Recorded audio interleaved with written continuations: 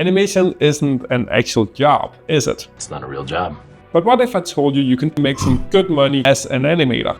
I'm a technical animator and I worked on a ton of games from indie to AAA, and I'm going to share my salaries from the past recent years with you. How I climbed up my way on the payment ladder and what the past year looked like in the mix of layoffs and going freelance. This is based on my own real-life salaries working in Europe and Scandinavia. I'm also going to reveal what I think about the current state of the gaming industry and where we're going from here, so stay tuned.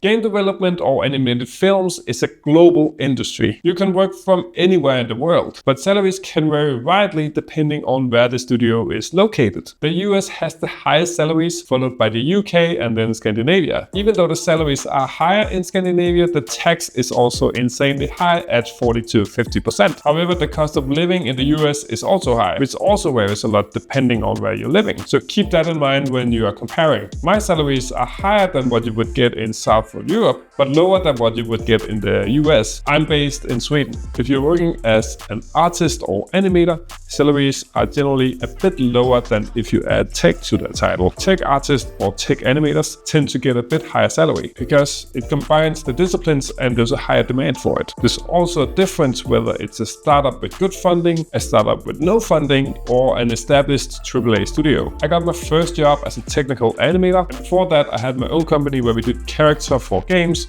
and we ran that for 8 years. So I did have quite some experience, but this is typically a job you get within 1 to 3 years of being in the industry. I earned $4,180 a month, meaning $50,000 a year. This was at a AAA gaming studio. Because of my experience, I decided to change positions and see if I could get a senior title with a better pay, which I did. This time it was for a startup in Stockholm. My salary increased to $6,500 monthly and $77,000 yearly. I could make this big jump because I already had 10 years of experience with my previous company. So in reality, my first position should probably have been a senior position. Normally you work 5 to 7 years in the industry before you get to a senior level. After about a year in that position, I wanted to switch lane again, but this time as a freelancer. The main reason for that was to get more time to work on my own projects and be able to switch jobs a bit easier if I didn't like the project. I got hired at a good sized studio with a salary about $10,000 monthly and $114,000 yearly.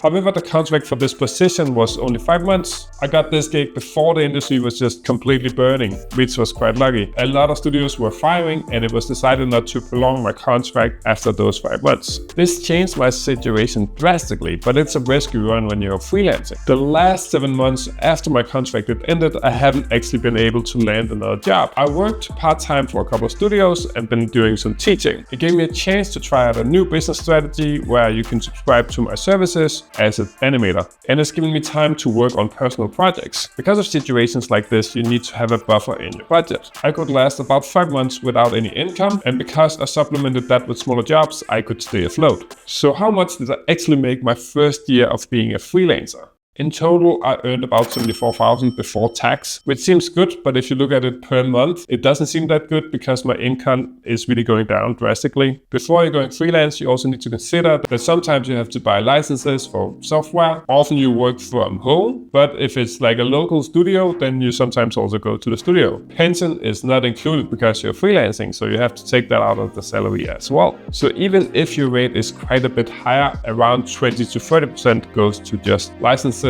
pension and stuff like that. You also have to consider that finding actually work takes time. But there are some agencies that can help you out with that, which is something I have done to make it easier. I just want to briefly talk about the situation in the industry, because if you're looking for your first job or your next job, this is quite important. I've been talking with a lot of companies in the industry and specializers who are involved with the industry. During the summer this year, it's probably been the worst time to actually find work. There's been very few job listings and those jobs got a lot of applicants. Salaries has been taking a cut because most people would actually rather work and take a cut of their salary than not work. If you can't find a job right now, I wouldn't worry too much. it's gonna turn around. It's the state right now of the industry, and most people can't find any work. It will turn around again, but we don't know how long it will take. Some people are saying that it is already turning around. Who knows? I haven't seen the proof of it yet. I wouldn't consider going freelancing if I wasn't already doing it right now, just because of the current state. It's a bit more secure to be employed and to get an actual job. I would love to hear about your situations in the comments. Are you looking for a job, or are you quite secure? And what's your salary? I hope this video was useful. If you're looking for your first job, I'm gonna have a video that covers just that I'm working on. If it's out, you can watch it right now. If not, subscribe so you don't miss it.